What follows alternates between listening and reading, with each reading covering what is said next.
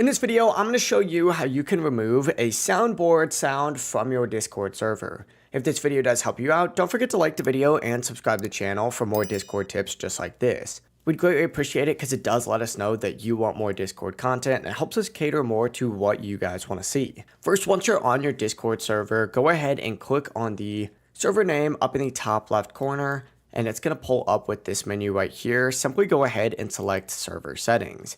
Now on this left hand sidebar, close to the top up here, you're going to see a section for Soundboard under the expression tab. Go ahead and click on Soundboard. And if you do have sounds here in your server, they're going to be within this section. Simply just go ahead and hover over the sound that you're trying to remove, and there's going to be this little X here. Simply go ahead and click on that just like so, and then simply hit delete to confirm. But that's it. That sound is now going to be removed from your Discord server. If you do have any questions, don't hesitate to ask us down in the comment section below and we can help you out further. But with that being said, before you leave this video, make sure to like the video and subscribe to the channel with all notifications on. It really does help with the channel and lets us know that you want more Discord content. Have a great rest of your day.